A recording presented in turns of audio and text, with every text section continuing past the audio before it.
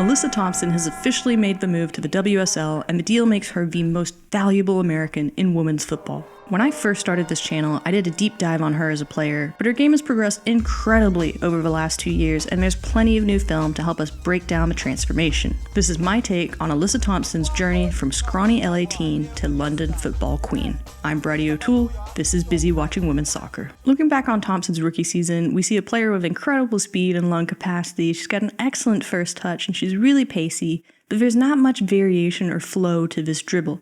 It's straight ahead, she never gets her eyes up in the sequence here, and she just runs herself out of real estate. This is not to say she wasn't effective for her team, she was getting things done, but there's no skill move here, no cut. The difference for me now is what she's really mastered is change of pace, and by having more control over her speed, she has more control over her opponent. In this sequence, watch her slow down as she approaches the opponent. She's going to drop her shoulder once, another time later, try and catch her opponent off balance, convince them that she's cutting and exploding, but it's not until she sees bad footing that she actually is going to go ahead and do that. Dropping the shoulder is a classic winger move. Here's another example with change of pace. Comes to a complete standstill, waits for Marta's feet to slow, and then explodes out. It's the change of pace that makes these moves so effective. The other change of pace move that she's really mastered is a square up. So mid-dribble, just flipping your hips towards the opposition, acting like you're going to change direction, and then speeding out the same way you were going. It's a really convincing move. She just slows down a little and then speeds out of it a lot, so it really doesn't interrupt her pace or flow too much. I love seeing it from this angle because you can see just how effective it is. Thompson's hips are only turned straight at McNabb for like a split second, and then as McNabb tries to adjust to that, she gets incredibly off balance just for a split second. But this is the really cool thing about what Alyssa Thompson does. A lot of coaches will preach to wingers, be patient, wait for the defender to make the first move. Alyssa Thompson doesn't really need to do that because she makes her move in a manner where she is expecting the defender to make a decision. And so she knows if I see this result, then I'm going to make my cut. And you'll see her just drop the shoulder again, or square up again, until she finds the look that she wants, and then she makes her move. She really forces defenders into moving the way that she wants, and it's absolutely devastating. She's become very effective at it very quickly, and you just see the frustration on that one. Here's another example, this time paired with that lovely first touch, and it really doesn't take much there. That's a quick one. It's just enough to let her set off and use that pace, and you can see how much more effective the pace is now. And check this out. I thought this was so funny. It's such a good pass. You don't even need anybody to play it. There's other aspects to how she uses her speed and her dribble too. We've seen that she has an excellent first touch and stride, but the biggest difference for me, man, look how much her head is up. This is while she's sprinting. She has her head turned. Not easy to do, but she is able to collect so much information. And I previously felt like you would see her run, not lift her head up at the end. Then we got run, lift her head up at the end. But now it's run, head up, cut, head up, shoot, head up. It's excellent. She's pulling in tons more information, and it's why we're seeing her be so much more effective on the score sheet. Really cool stuff there. The other thing she's been doing recently, using these massive first touches on purpose so that she can use her speed to beat defenders. Another really excellent move. It's not as much change of pace, but we still see more variation and flow than what we saw previously. Sometimes it doesn't look like much at all, but she is just simply that fast. And then, of course, my absolute favorite example of this move came against the Republic of Ireland. This was just an absolutely nasty run. And my goodness, she's going to look pretty good doing this in a Chelsea uniform. Another area of Alyssa Thompson's game that has progressed is her shooting. I think a lot of this is coming from her ability to play one-on-one more effectively. She's creating better shooting lanes and better opportunities for herself. But she has always had this iconic fadeaway curler to the top corner. It is definitely her signature shot, and you can actually see that the follow-through has gotten a lot more powerful over the past year. Now, I think the cool thing about having a signature shot like this kind of creates a little bit of myth and legend. So what you're going to see here is a defensive player knowing this exact shot is coming and having some serious anxiety about it to the point where she stops trusting her goalkeeper. That is the kind of thing you can do when you have perfectly perfected one specific shot. Now, the downside of that, everybody knows she wants to shoot on her right. Doesn't mean she can't shoot from her right off the right. She's able to do it, but eventually I think we're going to see that bias her shot selection a little bit. So I would love to see her work on this over the next few years. I might be in a minority here, but I think just as important as having a good shot is knowing when not to use it. And this is something Alyssa Thompson has been doing much better over the past year.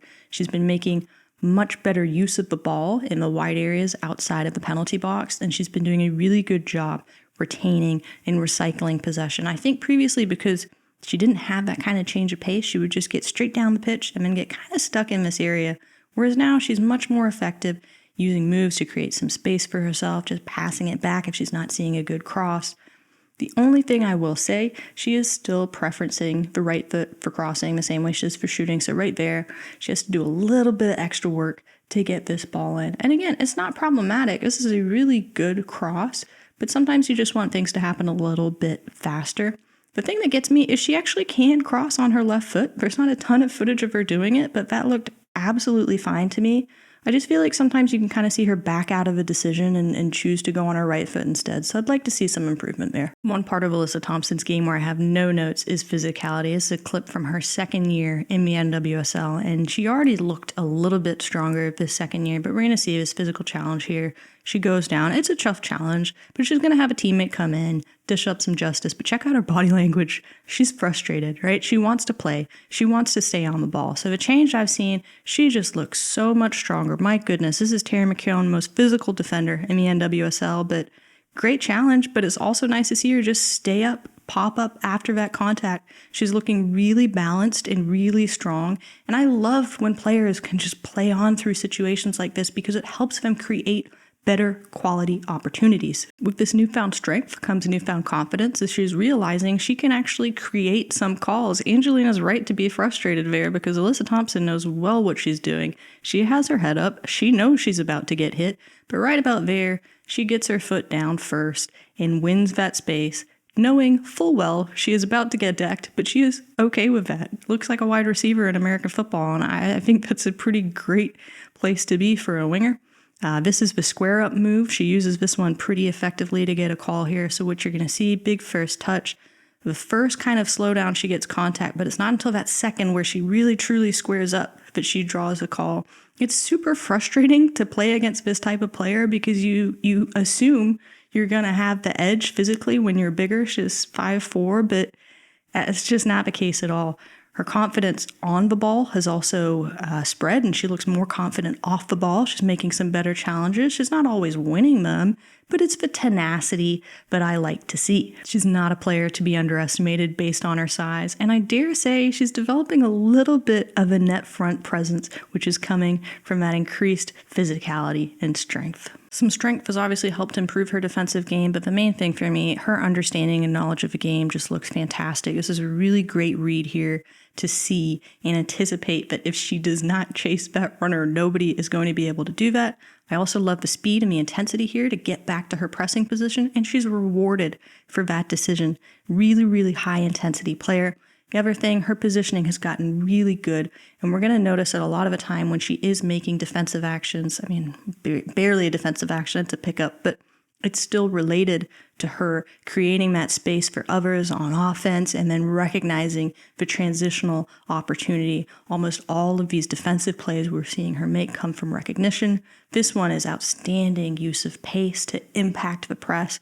And I think that's a very successful press if you go as a forward and you create a bad pass, and then it creates all these movements to settle the ball. And once it's finally under control, look who gets it. It's Miss Alyssa Thompson. So this is why I think as a forward, it is so important to master both sides of your game because defensive actions very quickly turn into offensive actions and you can create more chances for yourself. There's nowhere that you can see this improvement in football IQ better than her passing, though. She's just had some absolutely wonderful through balls that she's found over the last year, and she's really creating things for her team. She just looks like a wonderful, wonderful player to play next to. You would be so lucky to receive passes from this player.